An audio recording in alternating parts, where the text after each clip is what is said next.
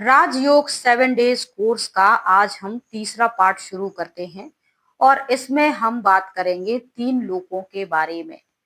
परम धाम, सूक्ष्म लोक और पृथ्वी लोक। इन तीनों के बारे में हमने जो सीखा था आप लोगों से डिस्कस करेंगे। साथ ही इससे संबंधित हमारे मन में जो क्वेश्चन उठे थे वो भी हम आपसे डिस्कस करेंगे।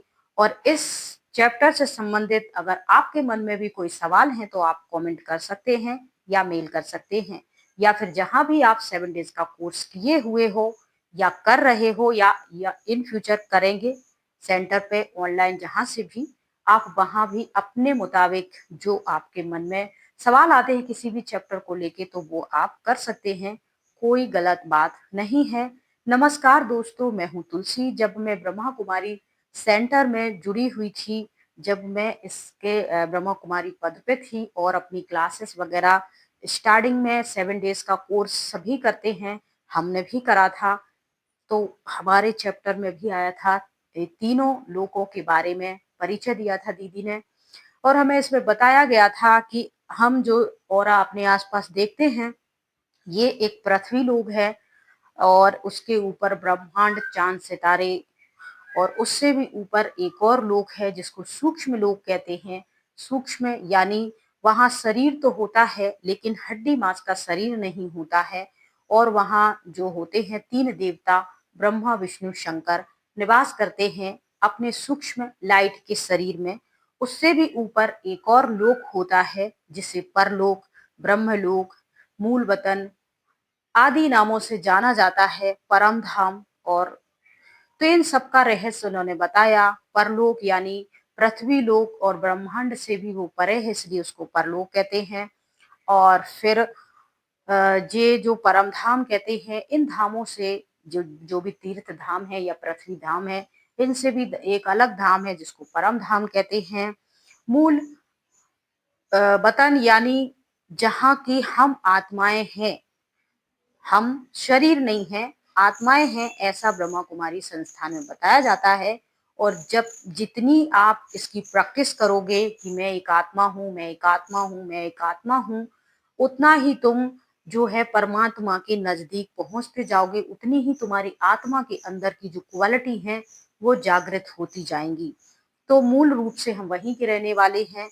इस धरती रूपी नाटक मंच पर आते हैं और यहाँ 5 तत्वों का चोला लेते हैं और माँ के गर्भ में जाते हैं। वहां से हमको जन्म मिलता है शरीर का, आत्मा उसमें प्रवेश करती है और ये 5 तत्वों का जो शरीर है, यहाँ हमें उसी के माता पिता मिल जाते हैं और उसी को छोड़ के यहाँ हम वापस अपने मूल वतन में चले जाते हैं, अपने मूल स्वरूप में चले जाते हैं। लेकिन वहां से हम आते तो जाते हैं धरती पर, बीच में कोई भी छोड़ के नहीं जा सकता। शुरुआत में आत्माएं धीरे धीरे उतर के धरती पर आती जाती हैं, आती जाती हैं, आती जाती हैं। और जब वहां से पूरा परमधाम खाली हो जाता है तब यहाँ से इकट्ठी वापस जाती हैं। और वापस कैसे जाती हैं? विनाश होता है। विनाश कैसे होता है ये हम विनाश के चैप्टर में समझेंगे।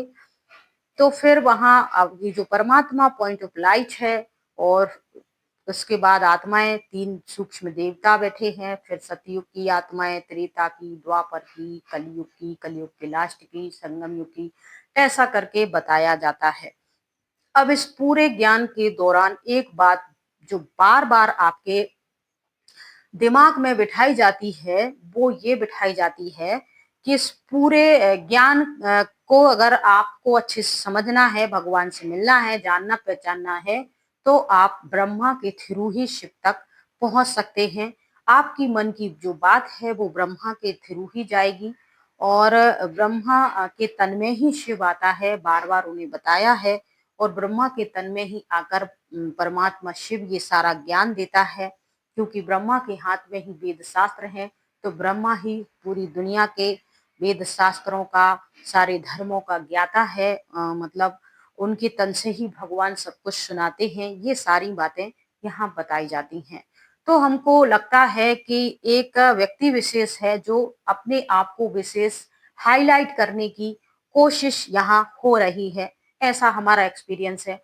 आप लोगों का इस बारे में क्या एक्सपीरियंस है, आप लोग शेयर कर सकते हैं। बहुत से लोग कह रहे हैं कि बिना कोई सबूत के, गवाह के आपके पास कोई सबूत है, प्रमाण है तो ही आप इस पे बातें कीजिए। तो मैं खुद एक प्रमाण हूँ, मैं खुद एक ब्रह्मा कुमारी रही हूँ।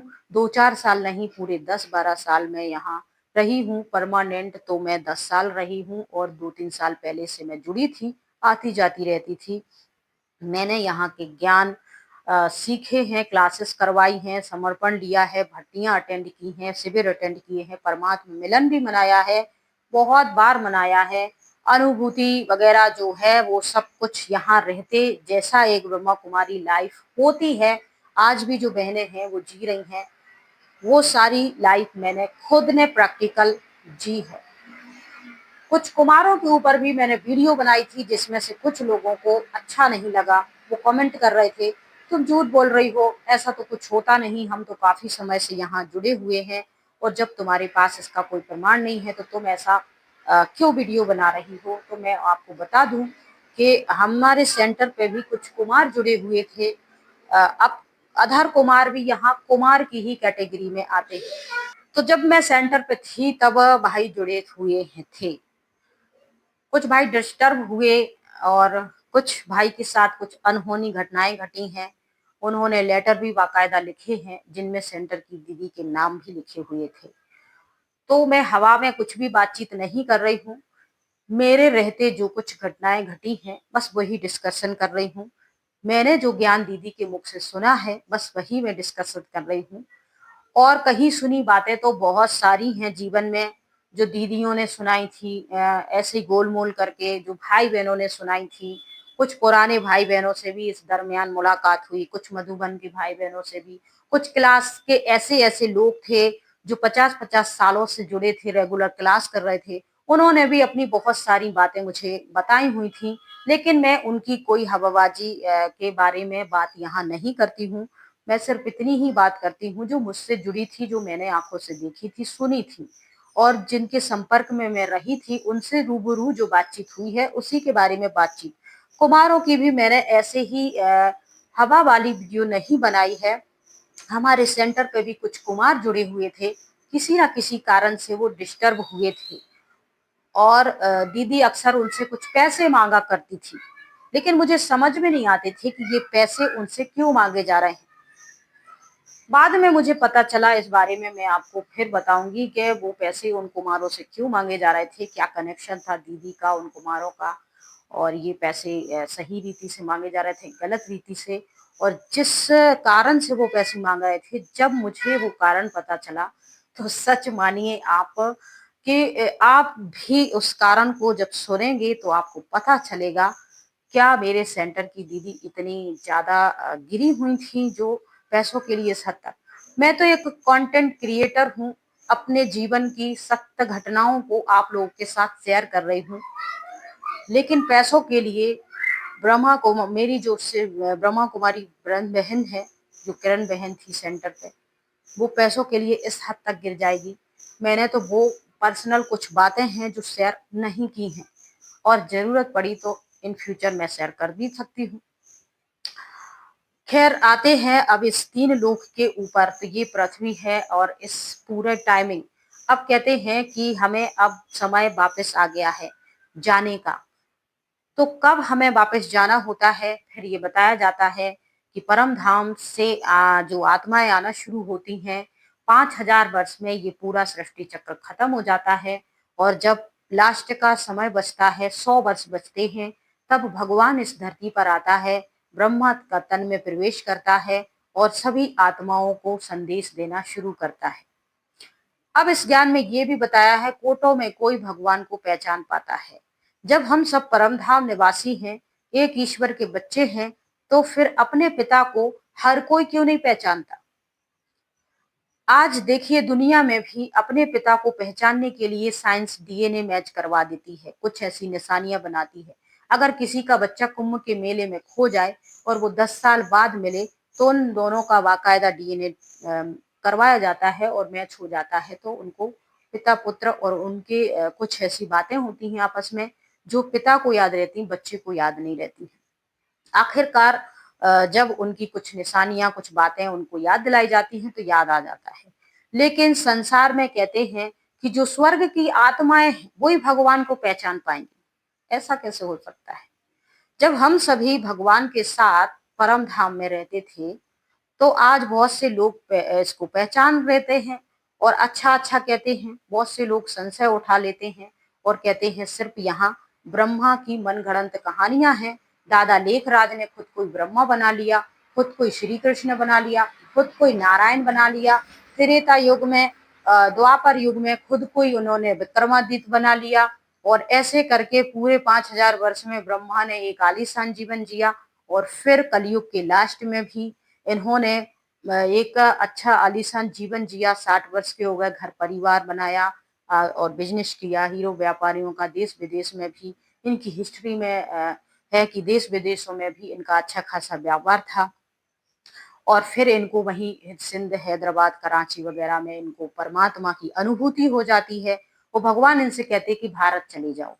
वो फिर ये भारत आ जाते हैं जब हिंदू मुसलमानों की लड़ाई लग जाती है, बंटवारा हो जाता है और मारकाट स्टार्टिंग में मची। तो ये हिंदू मुस्लिम की लड़ाइयाँ जो हैं, ये अंग्रेजों के समय से उन्होंने ही धर्म के नाम पर लोगों को लड़वा दिया था। जमींदारों को, राजा महाराजा को, गरीबों को, दलित को, ये सब अंग्रेज करते थे। फूट डालो शासन करो की रीति वो लोग ऐसे बनाते थे। हिस्ट्री में ऐसे बताया जाता है। तो फिर ऐसे ही ब्रह्मा आते हैं, ज्ञान सुनाते हैं और बार बार वो ये नहीं कहते कि शिव बाबा निराकार को याद करो, ब्रह्मा के थ्रू शिव को याद करो। ब्रह्मा ही सब कुछ, ब्रह्मा ही बन गया। दूसरी तरफ मुरलियों में अक्सर निकलता है कि मियाँ मिट्ठू मत बनो।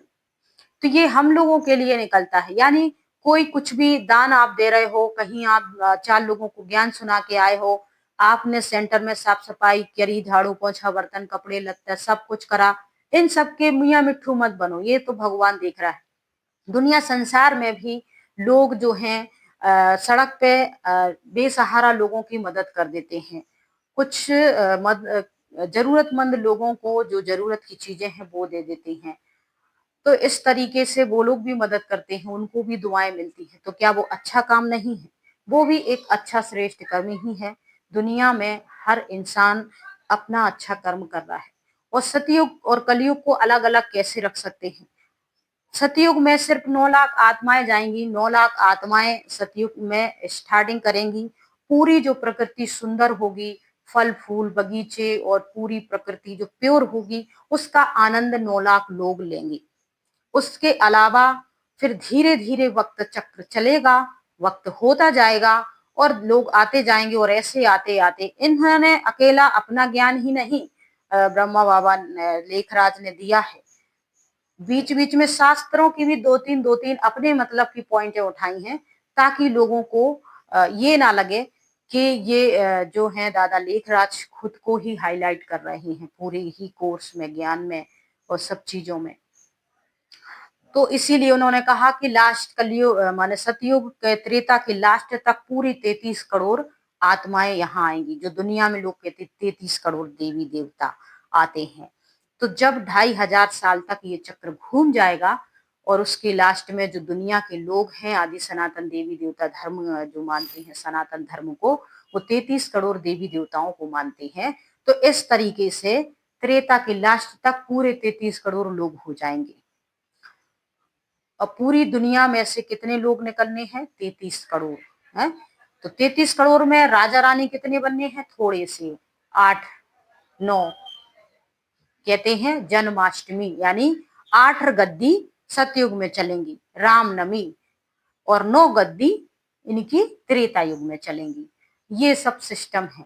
यानी आप यहाँ सिर्फ सुनो और अपने आप में कंफ्यूज होते रहो। कहना सुनना कुछ नहीं है। आप समझ ही नहीं पाओगे कि आपको समझना क्या है, पूछना क्या है। आप कहोगे हाँ ठीक है, ब्रह्मा की थ्रू शिव को याद करना है, सतयुग की प्रारब्ध पाना है, राजा रानी का पुरुषार्थ करना है, जो है वो जमा करना है। तो सतयुग क्या है? सुख शांति आनंद निरोगी काया प्रेम से जीवन जीना। तो आज के समय में भी जब कह रहे कलयुग के अंत के भी अंत के समय में भगवान आएगा, मतलब अंत का समय भी चल रहा है। संस्थान को भी 90 वर्ष होने को जा रहा है। तो भगवान 100 वर्ष संगम में इस धरती पर आने थे, वो आ गए हैं और 90 वर्ष हो गए हैं। माने 90 वर्ष में 2-4 महीने जो भी है, कब थोड़े बहुत बचे होंगे। 1936 से ये संस्था शुरू हुई है। तो इसके साथ ही फिर कहा आपको बता दें कि आज भी बहुत सारे लोग हैं जो तन से स्वस्थ हैं और मन से भी स्वस्थ हैं और उनके पास जीवन जीने के लिए धन, प्रॉपर्टी, आधुनिक संसाधन सब कुछ है, वो ऐश-आराम की ज़िंदगी जी रहे हैं। और आज आपके सेंटरों में भी बहुत सारी आधुनिक चीज़ें हैं, जो बहन-भाई, कुमार-कुमारियाँ या जो भी सेंटर में समर्पित हैं, वो सब आनंद और सुखमय का जीवन जी रहे हैं। उनकी लाइफ भी बिल्कुल स्वर्ग के जैसी ही है। अभी तो स्वर्ग आया नहीं और इनकी लाइफ पहले से स्वर्ग जैसी है। इनको तो छोड़िए, ये तो ज्ञान की बात हो गई है।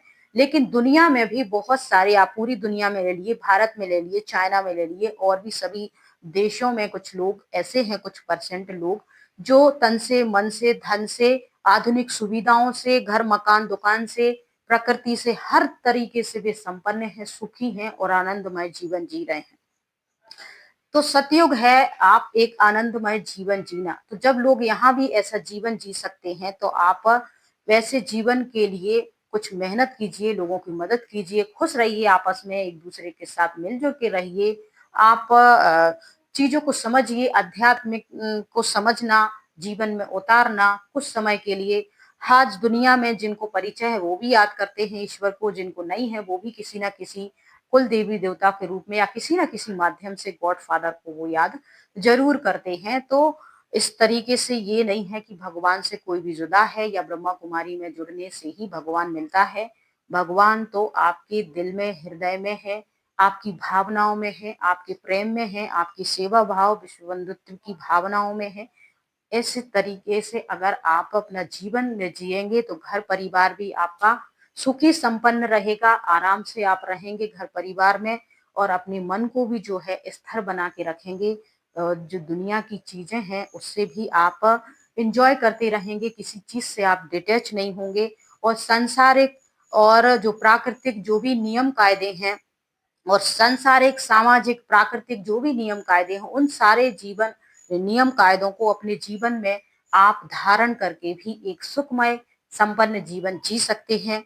क्योंकि आप चाहे सेंटर में रहें, चाहे दुनिया में रहें, आपको अपने शरीर को चलाने के लिए मेहनत तो करनी ही होती है। तो फिर आप क्यों हद में बन रहे हैं? भगवान तो वैसे ही कहता है कि बच्चे बेहद की सोच रखो, बेहद का जीवन जियो, तो आप भी ऐसा सहज जीवन जियो आराम से। अच्छा, जय हिंद, जय भारत, ओम